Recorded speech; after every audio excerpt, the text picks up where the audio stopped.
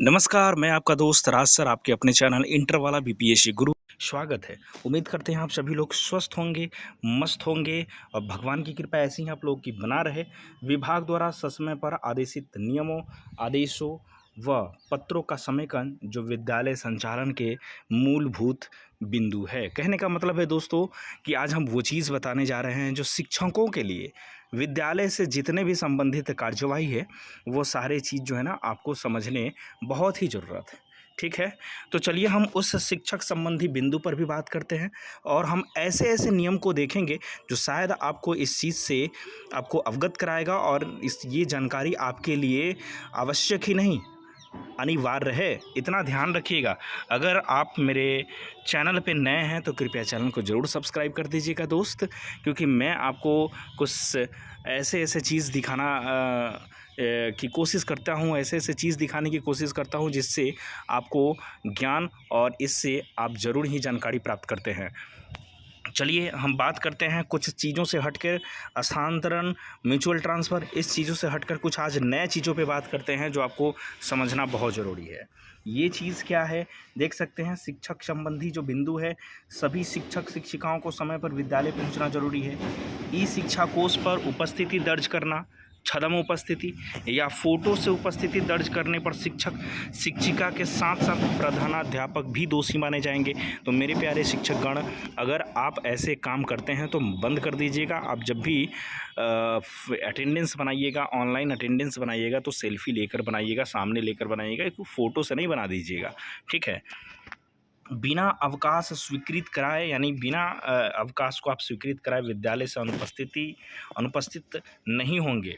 ठीक है, प्रभारी प्रधानाध्यापक द्वारा अवकाश स्वीकृत करने में परहेज नहीं किया जाएगा, लेकिन एक समय में अधिकतम 10% से ज़्यादा शिक्षकों को अवकाश नहीं दिया जाएगा। सपोज डैट कि आपके विद्यालय में 20 टीचर है, ठीक है, तो 20 टीचर में एक समय में 10% को ही छुट्टी मिल सकती है। कहने का मतलब है कि 20 का अगर 10% हम बात करें तो 2 शिक्षक जो है वो छुट्टी पे रह सकते हैं। ठीक है, वो छुट्टी पे रह सकते हैं। 2 से तीसरा अगर देते हैं तो ये कार्यवाही शायद प्रधानाध्यापक के लिए होगा। ठीक है, कि आपने ऐसे छुट्टी कैसे दे दिया। चलिए हम आगे बात कर लेते हैं। ये है अवकाश स्वीकृति के में ध्यान रखा जाएगा कि शिक्षक के अवकाश में जाने से पठन पाठन जो है बाधित न हो। ठीक है, आगे देखिए, विद्यालय में पदस्थापित शिक्षक एवं शिक्षकेतर कर्मी कार्यालय औपचारिक परिधान में विद्यालय में आएंगे। जीन्स और टी शर्ट पहन के नहीं जाना है। ठीक है ना दोस्तों।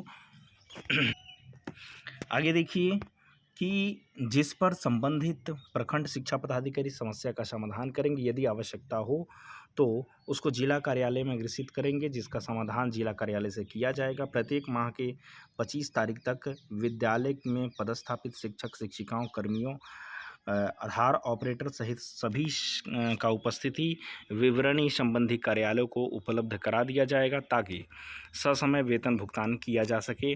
विलंब से या गलत या अधूरे उपस्थिति विवरणी उपलब्ध कराने के लिए संबंधित प्रधानाध्यापक ही जिम्मेवार होंगे।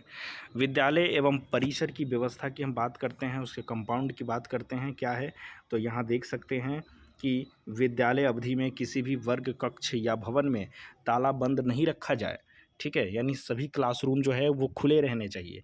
अनुपयोगी यानी उपयोग में न आने वाली सामग्री को क्या कर सकते हैं आप, विद्यालय शिक्षा समिति के सहयोग से नीलामी कर दी जाए। ये बातें हैं।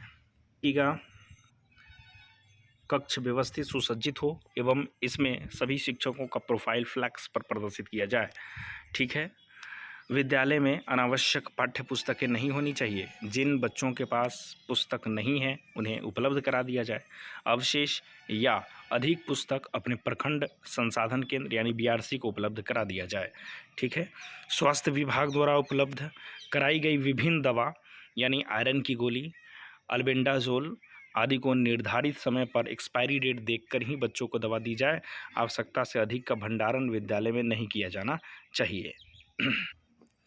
आगे देखेंगे वर्ग कक्ष को व्यवस्थित रखना। कैसे आप वर्ग के क्लासरूम को कैसे व्यवस्थित रखेंगे, तो आप देख सकते हैं यहाँ वर्ग कक्ष साफ सुथरा हो, अनावश्यक सामग्री नहीं रखी जाए। वर्ग कक्षा में पंखा और पर्याप्त संसाधन, रोशनी के लिए एलईडी बल्ब ट्यूबलाइट व्यवस्था हो, बिजली के तार और उपकरण लटकते हुए या खराब नहीं होना चाहिए, बेंच डेस्क व्यवस्थित ढंग से रखा जाए, ब्लैक बोर्ड का कालीकरण प्रत्येक 3 माह पर किया जाए, विद्यालय में पर्याप्त मात्रा में चौक और डस्टर जो है ना वो उपलब्ध होना चाहिए, समय सारणी प्रत्येक वर्ग कक्ष के ब्लैक बोर्ड के बगल में, ठीक है ना, लगा हो, सभी बच्चों को पोशाक में विद्यालय आने के लिए प्रेरित किया जाए कि सभी बच्चे जो है वो पोशाक में ही आएँ। पठन पाठन की जो व्यवस्था है वो कैसे होगी, ज़रा इसको भी देख लेते हैं हम लोग। देखिए, पठन पाठन की व्यवस्था की बात करें तो चेतना सत्र का संचालन समय पर किया जाए, ठीक है ना। जो असेंबली का टाइम है स्कूल में वो समय पर होना चाहिए। फ़िलहाल अभी जो असेंबली का टाइम है सभी विद्यालयों में, बिहार के सरकारी विद्यालयों में वो 9:30 है। सामान्य विद्यालयों के साथ साथ चेतना सत्र में एक प्रेरणादायक श्लोक या वचन या गांधी कथा वचन, बापू की, ठीक है ना, ऐसे पाठन कराया जाए। समय सारणी में सभी शिक्षक शिक्षिकाओं का समावेश कर वर्ग संचालन की व्यवस्था किया जाए। शिक्षक शिक्षिका के अनुपस्थिति के कारण कोई वर्ग कक्षा खाली नहीं होनी चाहिए।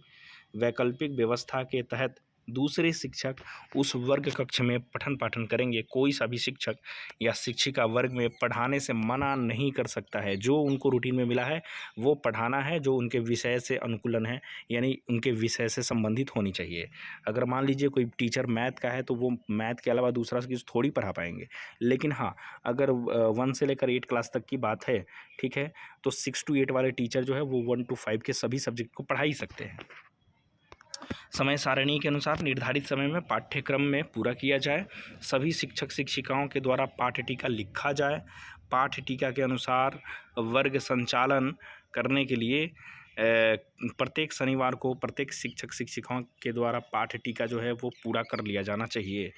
संधारण करेंगे तथा पाठ्य टीका घर पर रखें।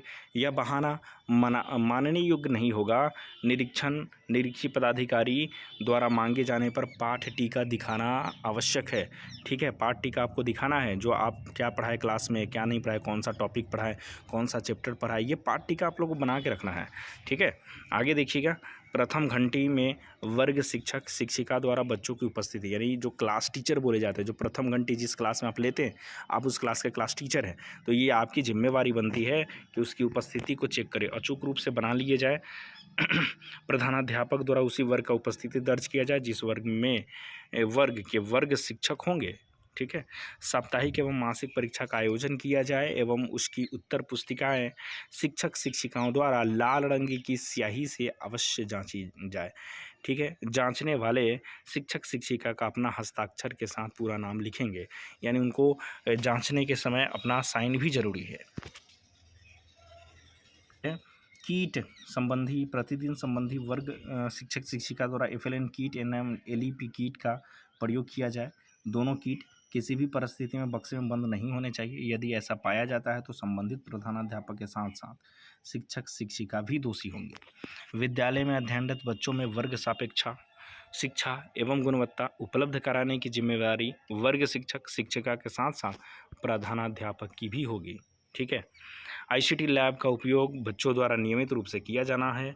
उपयोग करने वाले बच्चों का उपयोग तिथि के अनुसार पंजी संधारित होनी चाहिए। स्मार्ट क्लास की व्यवस्था सुसज्जित होनी चाहिए, ठीक है, तथा उसका उपयोग प्रतिदिन होना चाहिए। चलिए अब हम लोग 5 नंबर देखते हैं। PM पोषण योजना का संचालन जो हो रहा है वो कैसे हो रहा है, ठीक है। तो इस चीज़ के बारे में भी जानना दोस्तों ज़रूरी है, क्योंकि आप शिक्षक बन गए हैं या शिक्षक के कोई भी सदस्य है, शिक्षक स्कूल के हर एक गतिविधि के नियमों को समझिए। हर एक गतिविधि को आपको सीखना ज़रूरी है, समझना ज़रूरी है, ताकि आपसे कोई जाँच आ जाए तो आप आसानी से जवाब दे सकें, ठीक है ना।